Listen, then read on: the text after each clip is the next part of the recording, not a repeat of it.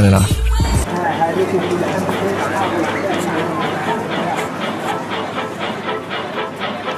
Do you want to relive the golden days of Stockton? Join Nate Knodt on Stockton Alive every first and third Monday at 6 p.m. Tune into thevoiceofstockton.org.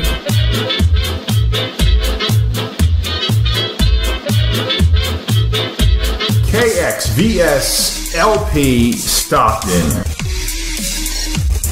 This program does not reflect the views of KXVS management or KXVS, the voice of Stockton.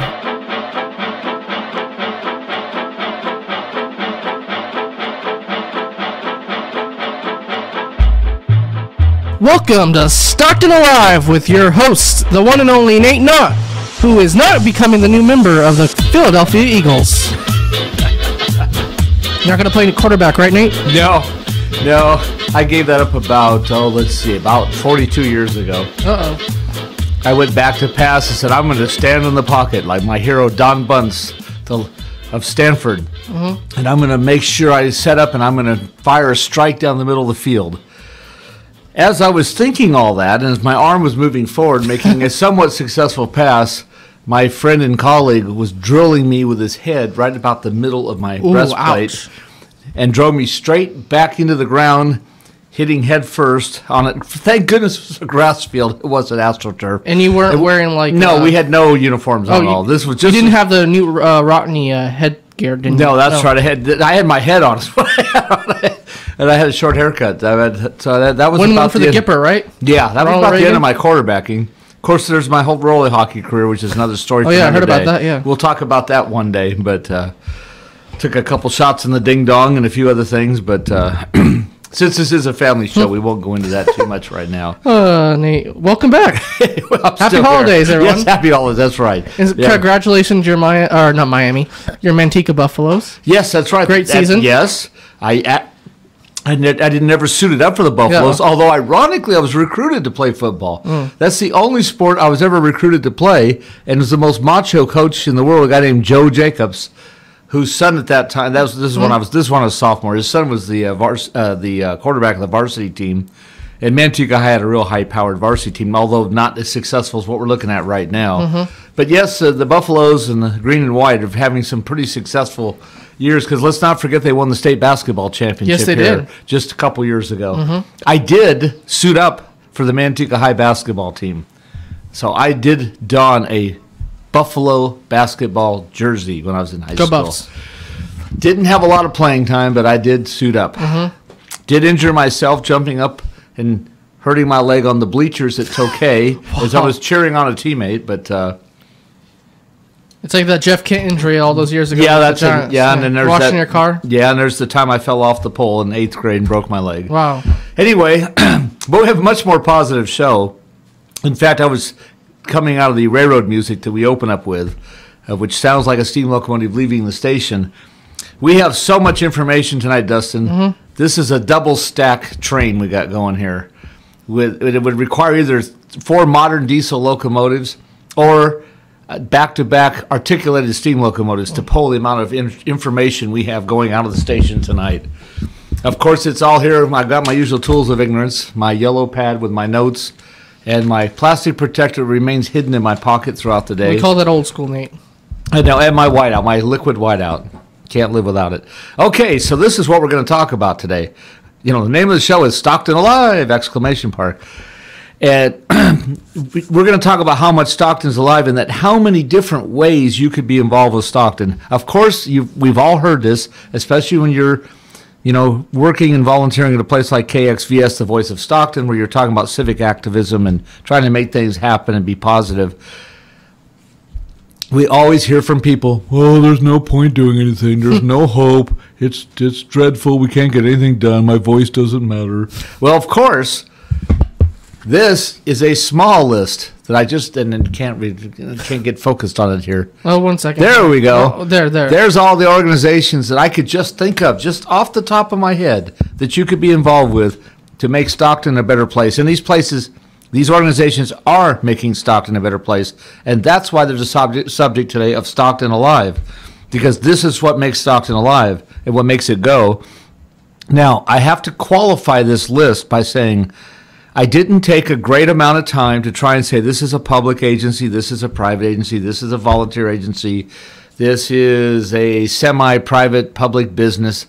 I'm just writing down and listing a whole bunch of things that people could easily be involved with, some of which are right here in our studios on the beautiful Miracle Mile. And I've got some props here with me. I couldn't really bring any more props in if I wanted to. So I'm going to take a deep breath, and this is what we're going to do, Dustin. I'm going to read off every one of these things without qualification, without comment, and then when I finally get done with that, if there's any time left, we'll jump in and talk about some of them. I know we aren't going to cover all of them today. As so many of our shows, this is going to require a part 2. And no, none of these organizations are involved with Vince Scully, by the way. He won't be part of the show today either. Okay. We always get one Vince Scully mentioned every show. Yep, that's right. You have to. Contract obligated. No, joking. Yes. Okay, so here we go. These are all the various organizations that exist in Stockton. Now, they're all in Stockton. Some of them are called San Joaquin County, by the way. And I know I'm leaving some out. For those of you whom I leave out your favorite organization, I apologize. There's only so many spaces on my yellow legal pad. Put it on the Facebook. Put it on the comments. That's right. Yeah. That's right. Remind us, and we'll have a part 2, and we'll go into that. Yeah, it's holiday season. That's right. So, and again, I'm just listing these things. Some of them are sort of in order. Some are not. Some sort of have the same theme, the same type of activity. Some don't. I didn't really have a lot of time to sit here and play around with this and put up this master spectacular, super organized list. The idea, though, was not to define all this. The idea is to show you how many things that you could be involved with, because every one of these organizations, a regular, everyday citizen, activist, volunteer could be involved with. So here we go. The Downtown Stockton Alliance, which is known as a PBID, which is a property improvement district in which you tax or you actually send out fees on your own property or assess fees to improve yourself. Of course, and this one's in some huge jeopardy right now. There's the Miracle Mile Improvement District. Saw that in the news this morning. I woke up early. Oh, yes. Then the Miracle Mile Improvement District's got some issues, unfortunately. And as we list all these, we can get back to that. But the Downtown Stockton Alliance is the self-assessed property owners improvement district for downtown Stockton. The Miracle Mile Improvement District is the same type of organization for the Miracle Mile. Then there's the Visit Stockton organization, which uses the fees from hotel guest overnight stays to fund advertising and marketing of Stockton to bring people and activities in and create activities. A little bit of a scratchy throat tonight. I'm going to have to fight our way through that. I'll talk about some commissions. And now the reason I'm mentioning all these, on every one of these, you could either attend a public meeting or you could actually become a volunteer member or an official board of directors type person. There's the Stockton Port Commission. As we say almost every show, Stockton has an inland ocean port. And I can count on my 2 hands about the number of cities in the world that have an inland ocean port, and we're one of them. Houston, Texas? There you go. That's the biggest one in the United States, by the way. It is. By volume and ships and tonnage and everything, it's Houston by quite a lot, as I recall. Go Astros. And that's new, by the way. They built the Houston Deepwater Channel. I say new, relatively new in the big scheme of things, about 1967. Then there's people also, what about the airport? Well, the airport, in fact, is managed officially by the San Joaquin County Board of Supervisors. Many people, such as myself, had advocated they should have an airport commission. And there should be actual, honest-to-goodness aviation expert people on it. That hasn't happened yet. Some of us are advocating for that. Then there's the San Joaquin Council of Governments.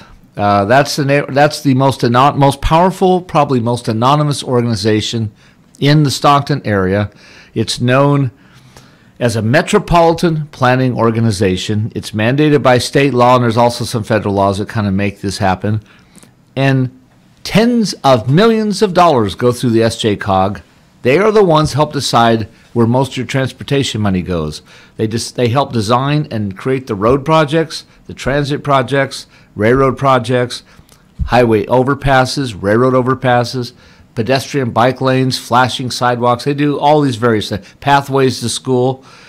And they also are the ones that actually design, get approval for, and administer the Measure K local sales tax money that goes to transportation. And they have a monthly board meeting, and they have a bunch of advisory committees meetings. I used to sit on the Citizens Advisory Committee of the San Joaquin Council of Governments. They're more commonly known as SJCOG. Then you've got all the Chamber of Commerce that are out there.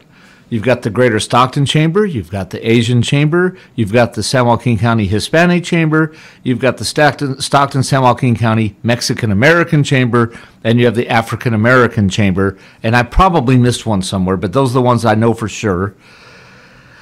And Chamber of Commerce, of course, are also, those are membership organizations. But a lot of people don't actually know what a chamber is. A chamber is an organization that you become a member of as a business. You can be retail or wholesale, and you can be professional business like architects or something. You don't have to be retail, and you don't have to sell something. You can have a service.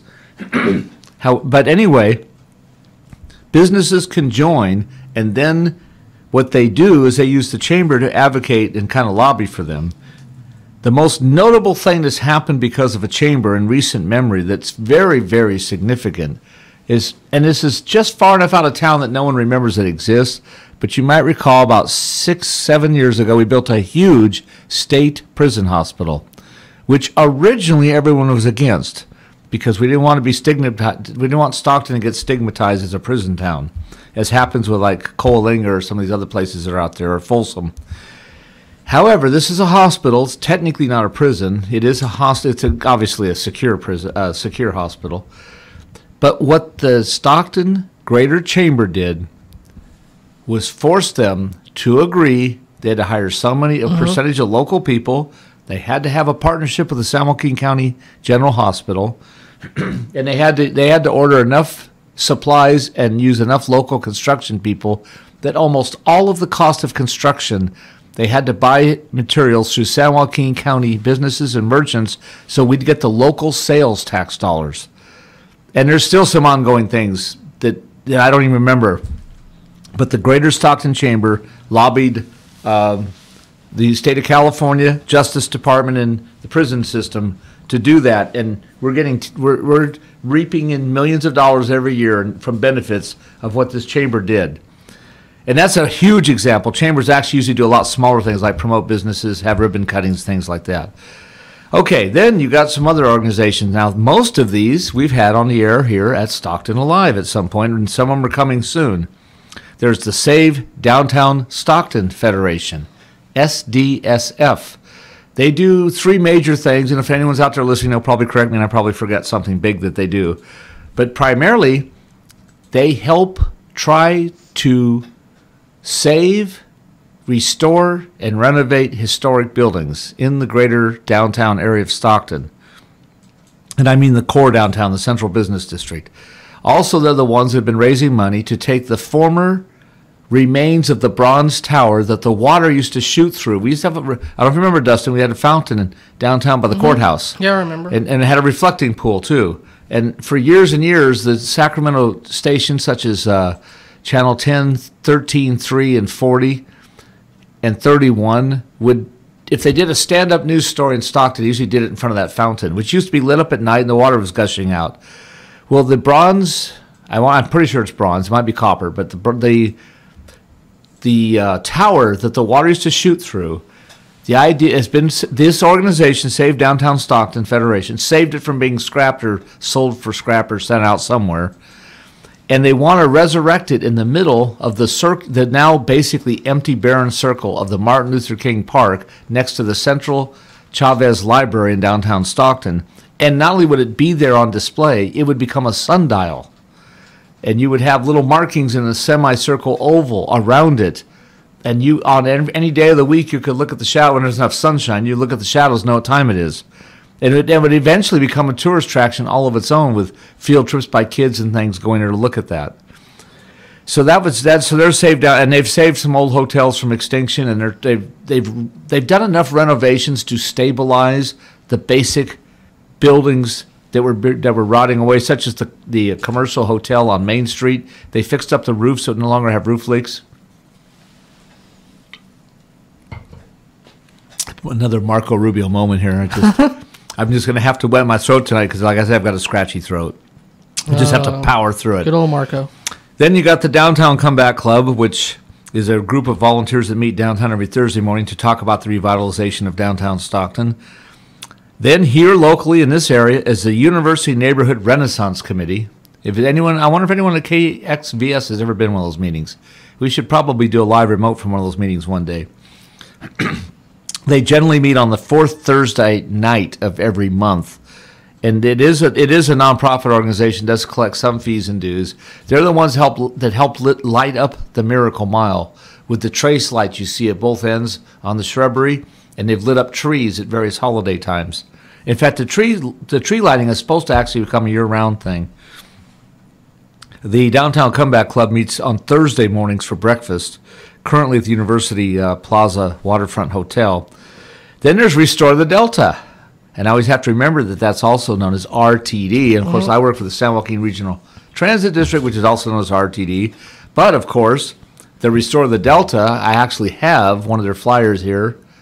And that's the organization that it's based right in Stockton, by the way, in downtown Stockton, in the Elks Building, on the 5th floor. And go ahead. I was saying, every Friday at 10 a.m., Barbara Berrigan Perea hosts a show right here. Oh, that's right. You're absolutely right. Restore the Delta. And she and this organization have almost single-handedly stalled the twin tunnels enough to allow other people to comment. And she is just a master of resource.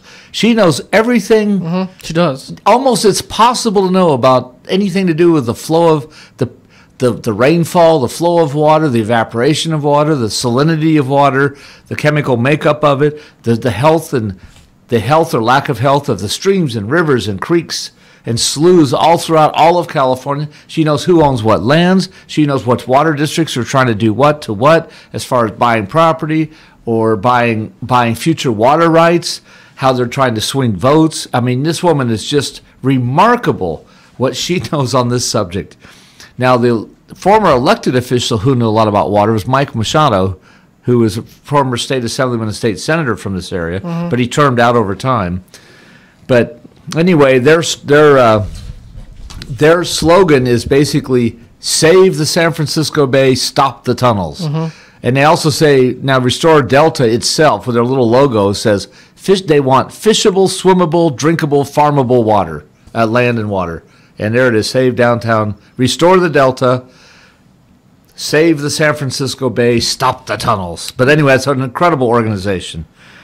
Then there's the Third City Coalition, and of course that's Jasmine Leake. Another person who has a show on this station. That's right, another host of KXVS. This is why we're the voice of Stockton. TheVoiceStockton.org. Yes. For all your details. And Jasmine Leake has been on this show. Martina Morio, who's president of Save Downtown Stockton Foundation, has been on this show. Been on the station multiple times. I'll eventually, and like say Barbara Barrington hosts the show here. Eventually, I'll probably have somebody from Restore the Delta on. I would love to have SB Vielma on the air sometime. I don't know if you know who that is or not. We need you to interview Jerry Brown, Nate. That's right. Get Jerry Brown in here. We need you on assignment. Get the other governor in here, the Sacramento governor, not the KXVS governor.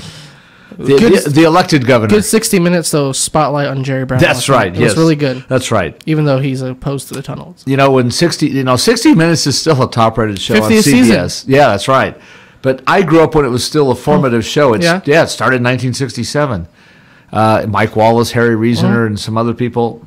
And but there used to be a joke that it was not your day if Mike Wallace knocked on your door. If you saw him in your doorway, you better run. Mike Wallace, CBS News. Yes, he was one tough customer. And yes, he was the father of Chris Wallace of Fox News. And in my humble opinion, Chris Wallace is by far and away the most capable host of a show on Fox. Shepard Smith a little bit too. Yeah, he's pretty. Yeah, he's okay. He likes to call out people sometimes.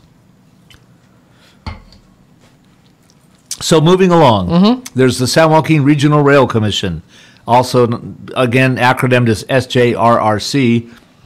These are the people who run the ACE commuter trains that operate between Stockton, Manteca, Lathrop, or Lathrop, Manteca, I should say, Tracy, Pleasanton, Fremont, Santa Clara, and San Jose, operating over the Altamont on the Union Pacific mainline tracks.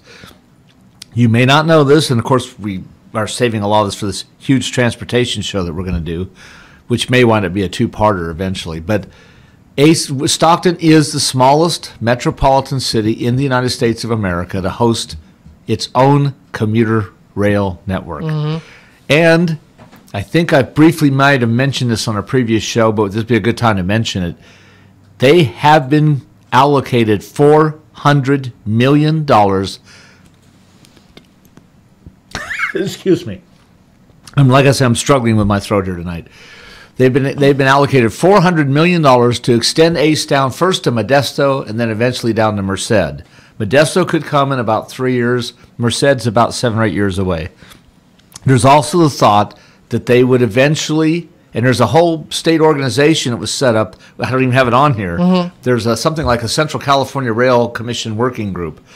And there's been official legislation by the state of California to help ACE acquire the former right-of-way of the former Southern Pacific tracks that used to go over. There used to be 2 sets of tracks on the Altamont. Now there's only 1. And the thought is ACE should take over the former right-of-way and have their own dedicated passenger railway, so they don't have to fight Union Pacific Freights to get across the Altamont. And also to connect with BART somewhere near the, I can't think of the name of that road now. I want to say Greenback or something. I can't think of the name. It's right on the other, Greenville Road on the other side of the Altamont. And I haven't even barely dented my list yet, so we'll just keep slowly going down here. So I mentioned all the chambers earlier. Okay, we've got some museums. We've got a world-class museum with the Hagen Museum. We have the Children's Museum of Stockton. We have the San Joaquin Historic Society Museum located at Mickey Grove. I think I got that name right. And those all have some agricultural in them. Of course, Children's Museum has a lot of different things, including a little bit of wildlife, a little bit of zoo-like stuff, a little bit of art.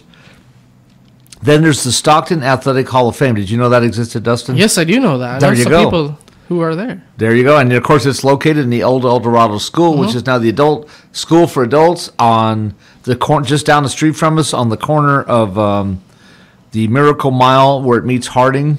On Pacific and Harding, the old Grand Brick School is the adult school. There's a hall portion of, I believe it's a performing arts hallway that is and I've never actually been inside of it. I've been inside of it once personally. I believe the person in charge of it right now, the president, is former San Joaquin Delta College baseball coach, Pat Doyle. Oh, that makes sense. Dustin's always there to bail me out of these situations. I can never put anything by him. I knew you probably knew it existed, but I thought I'd throw it out as a question anyway. Now, a great many of the photos that had been or were once or never had the space, I'm not sure which, it could have been hung in that museum, are in the Stockton Arena. I don't know if you've seen that. Has been. Yeah, there's a lot of great photos. If you ever, next time you go to like a Stockton Heat hockey game or a concert there or some other event there at the Stockton Arena, check out the main mezzanine level that's just upstairs from the main entrance where the ticket area is, and you'll see a whole wall lined up full of photos of great Stockton athletes. I think every year they induct 6 people into the Hall of Fame. That's correct, yes. And in fact, we talked about that on a previous show not too long ago. Yeah, a couple months ago. Yeah, last month was the ceremony. And we talked about Terry Liskovich, the former great coach of the women's volleyball team. Again, University of Pacific, NCAA Division I national champions, 1985, 1986, and they won the 1986 championship live on CBS Network National Television from the Spanos Center here in Stockton, which was a relatively new arena at that time, by the way. Okay, so moving along. We've got so many more to get to, but we've still got time. We're just going to slowly move across the list here, and we'll occasionally stop and talk about some of them.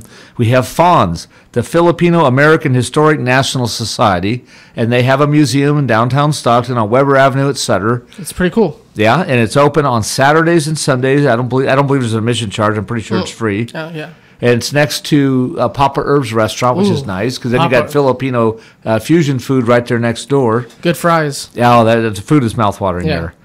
So you can drop in and have Filipino food and then go to the Filipino Museum right next door. Then you've got the Little Manila Foundation, which is also related, of course, to the Filipino, the historic aspect of Filipinos living in Stockton. And they have their own museum on Market Street, which opens for special events and for educational events. And it's also a wonderful museum. Then you've got the Mexican Heritage Center on downtown. Another cool location. It's great, and I'm an official member. In fact, I just got my notice. It's time to renew my membership. I have to pay my annual dues. And Gracie Madrid is the wonderful leader of that. And she used to actually be my principal when I taught many years ago at King Elementary on Filbert Street in East Stockton, southeast Stockton. But anyway, the Mexican Heritage Center is a beautifully restored building that was once the Standard Oil building of California. It's also in the ground level of what is the historic Masonic Lodge building, where RTD will actually be having a Christmas party this coming Saturday. That's a cool place in it's there. Very cool. Yeah. It's also generally mostly secret. I mean, it's mostly old closed. Elevator too. Yes. And it's usually closed to the public, but they open up for some special events.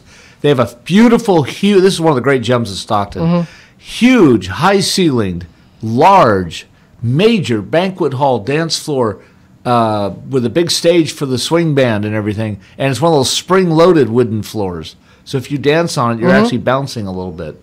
It's good on the feet, and it's hard. Goodstock had Prom Noir there a couple of months ago for Halloween. Yes, that's right. They opened that. They did have Halloween. That's right. Masonic Temple. That was and they used to be open for a thing called First Night Stockton, which we talked about in a previous episode, which used to be a citywide, well, I should say it was a Stockton-hosted event downtown, in the downtown area, that was part of the first efforts to restore downtown Stockton back around 1995 to 2002.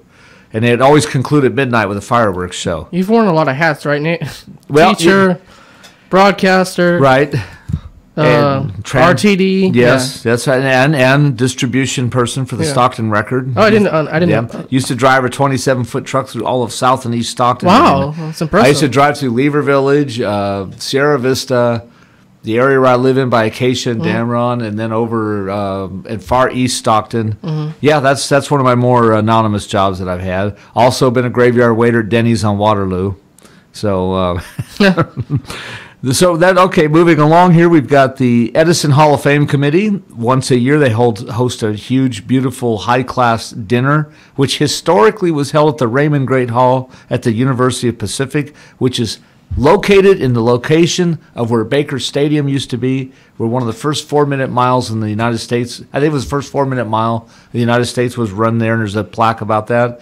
But anyway, I'm not sure if it's still at the Raymond Great Hall. Now that I haven't been at Edison High School for 15 years. We used to videotape that, edit it, and put it on Continental Cable TV, and then later Media One, and then later AT&T Broadband. E-House. And yeah, E-House, that's right. Whose house? E-House. That's Nate, right. Former teacher there also. Yep, 10 years at Edison. Wow. Teaching mostly broadcasting and radio. And we did and myself and students did a public address announcing of practically all the sporting events for 10 years. And we didn't just settle for football. We did basketball. We did baseball. We set up portable sound system, did soccer. We did a lot of stuff there. Did occasionally volleyball, softball. Let's see. Now I'm going to mention off some other service. Oh, I'm sorry. We've got the Pacific Athletic Foundation. I'm not sure if I have that name right. Is it PA? Yeah. It is. Yes, okay. PAF.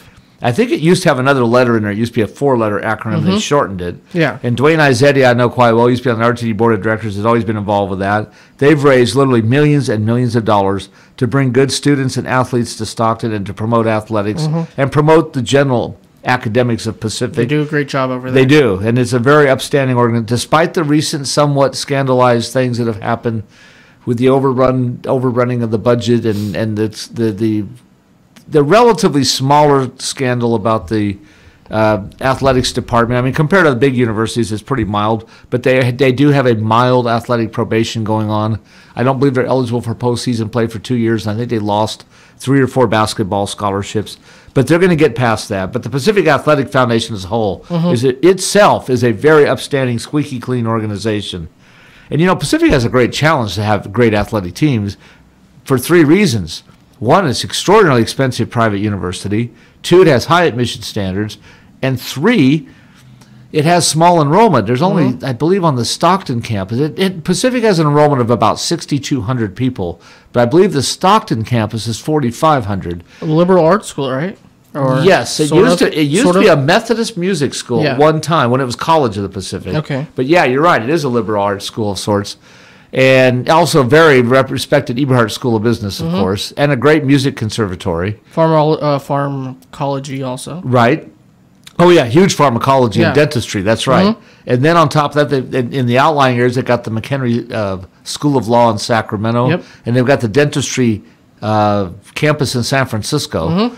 But with all that being said, though, what I was leading up to is they have a challenge in that they only have 4,500 students, and you can't get everybody to attend a sporting event, generally speaking. So they can't pack a stadium or an arena the way, say, Ohio State or Michigan does, where they got 100,000 students, and they get free athletic tickets to go to the events as part of their registration. I think Pacific students do too. My point is, though, 50% of the Pacific students makes up about 2,000 people attending a basketball game. They can't put 15,000 people in the arena the way Michigan State can, let's say. So not only do they have to raise money to get athletes who have great academics and high standards and all that, they have to convince people to come here that don't get to play in the super big fancy atmosphere that you have in some of the other campuses. And they get on, now they're in the West Coast Conference, they get on TV a fair amount, but not the way the big schools do. But anyway, so the point is Pacific Athletic Foundation helps bridge that gap somewhat. Now, continuing on, you've got the San Joaquin Bicycle Coalition. Oh, great people over And you there. probably know Carrie McNichol quite well. Carrie, and I think, is Matt Beckwith part of that also? A couple of people? There's many great people, Yeah. and Christine Williams has been associated with that. In fact, Christine Williams, I think, still rides a bicycle to work sometimes, and she jogs Victory Park quite a bit. And she's returned to Stockton from a master's degree at Cal, and she has at different times worked with Visionary Home Builders, and now she's working with another organization that's working with Visionary Home Builders to put some beautiful infill development in downtown Stockton that will be known as the Grandview Village, over where the J.F. Donaldson Tire Building is now. But anyway, moving on, so they've got that. Then, and again, these are not all necessarily themed, and they're not exactly organized by topic and everything. Some are public, some are private, some are volunteer, some have fees and dues, some don't, some are membership organizations. But just continuing on, because remember, all we're talking about here is an opportunity to participate. That's the point of this. You've got the Stockton Symphony Board of Directors, which I used to be on, which helps. I didn't know that. Yeah, it helps of course, that's the organization, helps run the Stockton Symphony along with our executive director and our superb 6'7" maestro, Peter Jaffe. And then you've got the Stockton Chorale, which is off to the side of that, is a smaller organization, which is primarily choir, of course, but that's a great organization that couples up with the symphony to do some concerts throughout the year. Then there's the Stockton Civic Theater, which puts on spectacular live plays and shows here in Stockton, located across from the Hilton Hotel on Grand Canal, is where it's on Rosemary officially is where the theater is. It's right near Grand Canal. And they actually, they're doing a musical now. I went completely blank as to what the musical is right now. I was told they're one of the first ever small community theaters ever to be allowed to buy the materials to do this musical. Let me define buy the materials in a moment. But the point is they have high enough respect and quality and reputation that they were allowed to get this copyrighted material and permission to do the play. One thing people should know, and I know this from being on the Stockton Symphony, the last really highly regulated type of activity in the United States, because unions unfortunately have, and I say unfortunately, I have mixed feelings about unions, but generally speaking, unions have been in decline. The old-fashioned trade unions and the sheet workers and the United Auto Workers, all that. But one of the last areas of highly detailed, sophisticated copywriting and union involvement is music and movies and arts and theater. When the Stockton Symphony wants to play a song, they don't just merely pull out some sheet paper and then play the song. Peter Jaffe and a person known as, I think we called them a historian. I forgot, we had a term for, I think historic librarian or something. We had some term. They have to go out and they have to get permission to pay the licensing fees to acquire the sheet music. And then he has to get permission to alter it and modify it. Because what people forget, if you're the Stockton Symphony with a certain level of talent and how many instruments you've got, you play a certain orchestra song differently than a high school does with their talent level and the number of students they have. And each organization that will play this music has a different number of trumpeters and French horns and violinists and clarinetists and timpani drum players. So that's a very complicated business. he has to sculpt the music for every show. And he has to hire, in the Stockton Symphony, about half the people come from out of town. They're what they're called. They're called professional traveling musicians. They might play in the San Francisco Symphony, the Sacramento Civic, whatever it's called, the Silicon Valley Symphonic something, and then they play in the Stockton Symphony. He has to schedule the music, the shows, and the rehearsals to where these people can be playing for San Francisco and San Jose or Sacramento and still come to Stockton. Incredibly complicated business. But my point is, as a citizen, I used to be involved with all this because I was on the Stockton Symphony Board of Directors. Then you've got, and I hope I've got this name right. I always get this name wrong. Campaign for a Common Ground. Have you heard of that one? The most famous recent member was our former mayor, Ann Johnston. I've heard of it, yeah.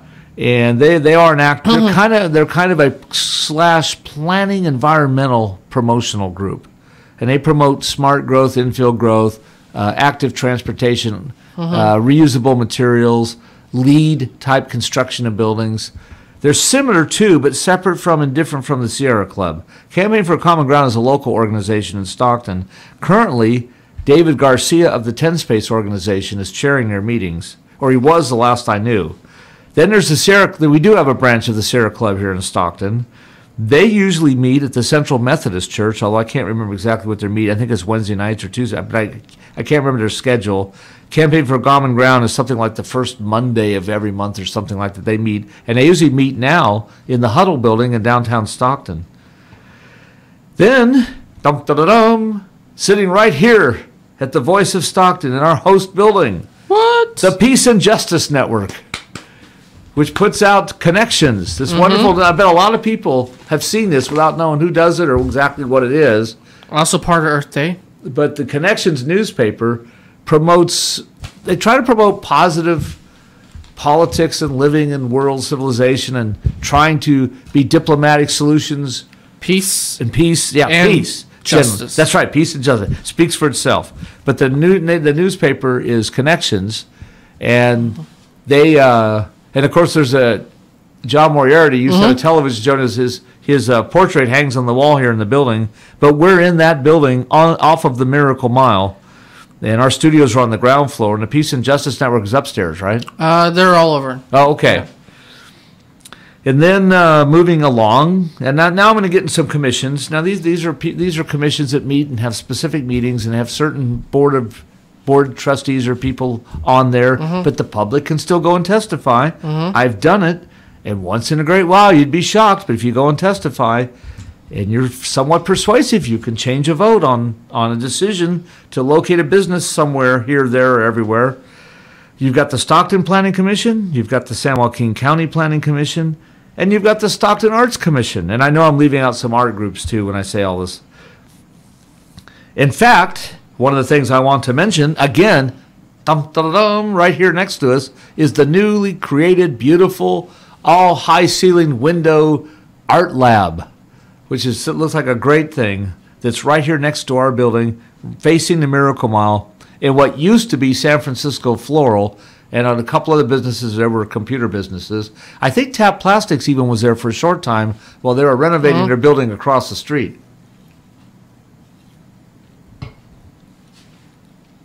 Now, of course, I've had these guests on here, the founders of this on Stockton Alive. The stock market, our wonderful trade and crafts fair that we now have, that just had their highly successful holiday stock market, first ever winter one, because it was originally quarterly from spring to summer, and then it became monthly. Then it had to leave downtown Stockton because it outgrew the location it was in. Then it was on the Miracle Mile. But that was a challenge, shutting down the street, and kind of expensive. And no matter where they put it, not all the merchants were real thrilled about the actual location of where the people could enter or leave the place. So then they've been at Caldwell Park, which is and probably no one knows what that means. That's the park next to the Save Mart store. Is it Save Mart? No, Lucky's now, right? Which one? That little store by University of Pacific is Lucky's now, isn't it? Is it S-Mart or where? I can't remember if it's S-Mart or Lucky's. It might. You know what? It's an S-Mart. It is that. Yeah. It's a Save Mart. And, in fact, it is Save Mart now, by the way. The term S-Mart was only used for Stockton area stores. It was. Nobody knows that. Because there was an original chain that already had the name. Whereas in the rest of the Central Valley, Manteca, Modesto, and other places, it was Save Mart. But there was two Save Mart stores in Lodi, and they had the name. In respect of that, the Save Mart supermarket chain called themselves S-Mart in Stockton. But now they are Save Mart everywhere. The little store, the ownership of the previous little stores finally sold out and lost. I think by selling they lost the copyright of the name. Then there's an organization probably not a lot of people have heard of, but I know of this. It is a wonderful young lady named Defria Bass called Dress for Success. Yes, they've been on here before too. Oh, there you go. And they were located in the Waterfront Warehouse, but now they're actually located in the Huddle Building in downtown Stockton. What they do is great. They bring in these really successful clothing stylists and clothes designers into Stockton, and they host shows where you can see the clothes, you can buy the clothes, you can also learn, I think, how in some cases how to make them or how to get them tailored. And this is to help people become more successful with their careers by looking more professional. Now, having said all that, let's see. Okay, we still got a few more here. We got the League of Women's Voters, and who's also on this place, the Peace and Justice Center too. Oh, okay, that's right. Yeah. That's exactly right. They're here in this building again. I forgot about that.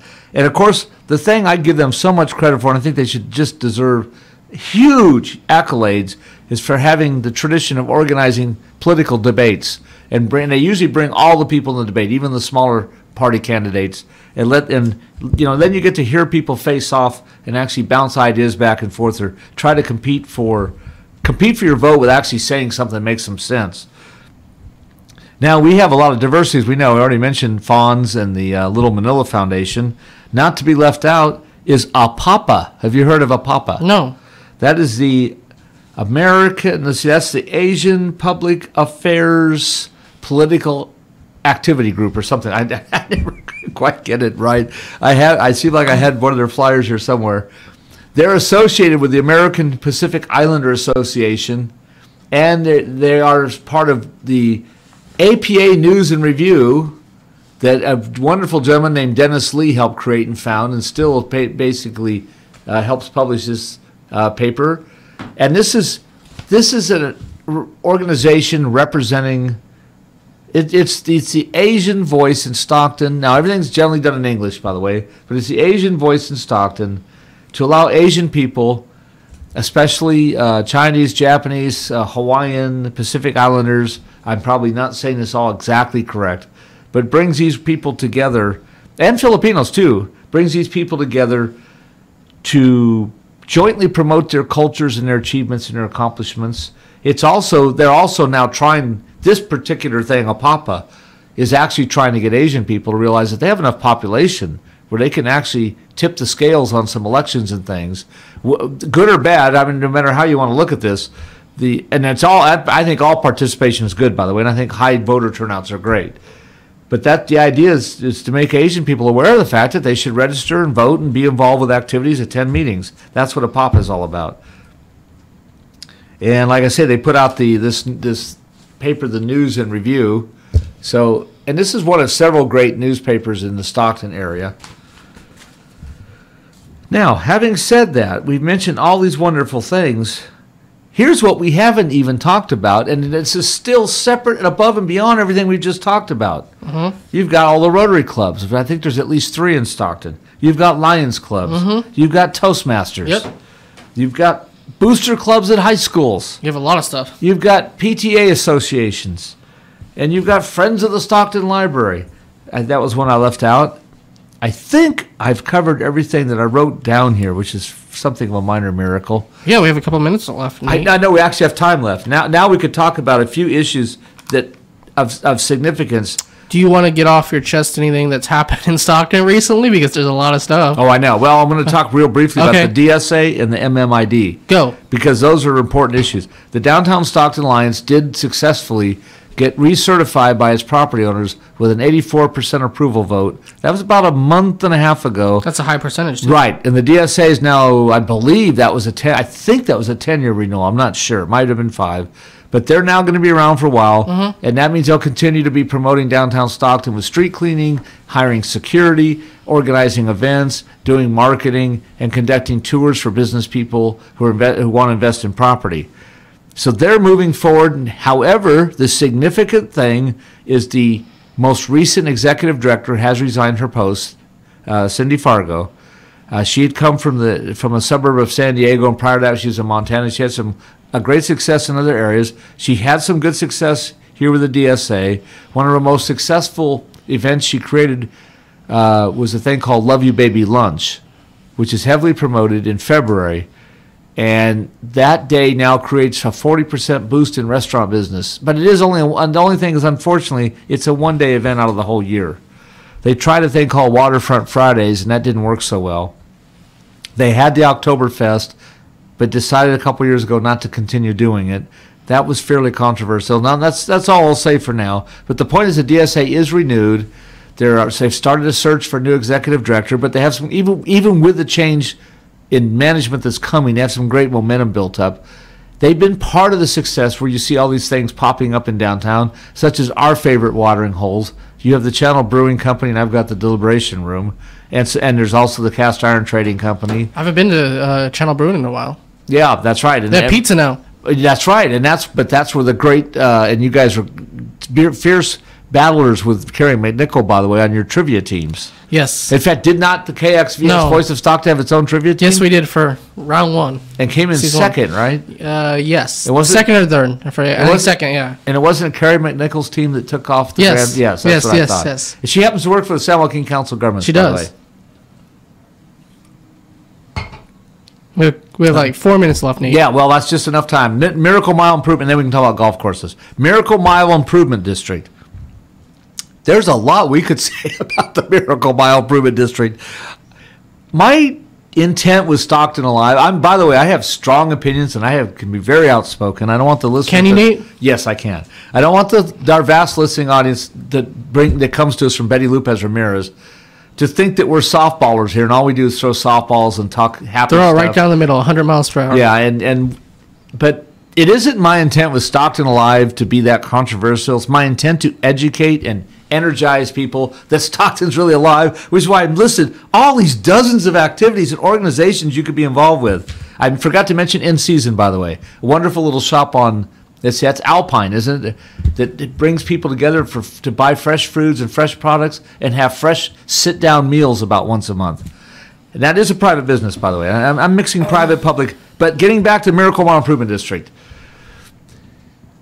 This district has been controversial since the day it started. It never had 100% widespread support, kind of the way the DSA, and downtown Stockton's not 100%, but pretty overwhelming. So the DSA has always had about 70% or higher approval rating. Miracle Mile Improvement District has been a heavier lift. It's been more like a 60-65% approval rating or people supporting it. I should explain that the votes are not all equal. They're weighted. They're weighted by the amount of the value of the property that you own. It's property owners who vote for these re-elections or certifications. Well, the MMID had their election 2 weeks ago, and they thought they had the approval rating to win, but they have to be sanctioned by the city council. They took the votes to the city council. Did you know about this, Dustin? I heard about it, yeah. Okay. They took the votes to the city. They took their votes to the city council, which has to authorize their existence. They have to do that with the DSA also. And I've testified at city council meetings about these issues. Wasn't at this one. And they didn't, after the proposal was put forth, whether to vote on this agenda item or not at the city council meeting, no one made a motion to proceed with a vote. So it was essentially killed by benign neglect. Now, here's the controversy that caused no city council person to make a motion to vote on the potential renewal or to approve the vote. They sent out 81 ballots. You know how many ballots came back? How many? 109. Ooh. There's a little bit, now if you do some quick math, there's a little bit of a discrepancy there. It would appear, no one knows what exactly happened here, and I'm not pointing fingers at anybody, I'm not going to mention some names I could mention on the air here, on this show anyway. I may mention them in the future, especially if they wind up When you write that tell-all book? Yeah, and also if they wind up in the newspaper or whatever, then it becomes public knowledge anyway. But it is thought, and they don't know which way this went, it may have gone both ways, that there was some ballot stuffing. And Don't say so. And apparently, due to the ballot stuffing, that's why no one on the city council would make a motion to actually put the renewal to a vote. Now, for the moment, the Miracle Mile Improvement District is essentially on borrowed time and just about dead. It's a lame duck right now. I believe it dissolves on December 31st of this year. You can almost bet my words that somebody will probably make an attempt to create a new Miracle Mile Improvement District. It might have a different name. However, they'll have to overcome all this baggage. Now, of course, it was the Miracle Mile Improvement District executive director or chief officer, Mimi Nguyen, who had the whole thing about having used money and what was allegedly used money that could be considered illegal from the funds of the MMID, which certainly did not help its cause to be reelected. That's been all over the newspapers. With that having been said, there's golf courses. And they've talked about Michael Tubbs made a proposal to quit subsidizing Stockton golf courses. It's all those Gophers' fault. No, that's right. Caddyshack. Now, we were talking about this briefly before the show. Yeah. Last subject, right? They were going to vote probably to end the subsidies and essentially shut down the golf courses as we know them today. Two things. First of all, the one in South Stockton, Van Buskirk, has to be a recreational facility. Whether it's golf or not, it has to be recreational. Okay. That was deeded by private landowners for that purpose. They cannot turn out anything but recreational. So if they take golf out, they'd have to replace it with basketball courts, soccer, baseball, whatever you want to put out there. But it'd have to be recreational. Now, the Swenson Golf Course, they put together a proposal and showed it to the public about this huge housing. They called it infill, which it would be, but it's kind of like a modern-day subdivision in the middle of what is now a golf course.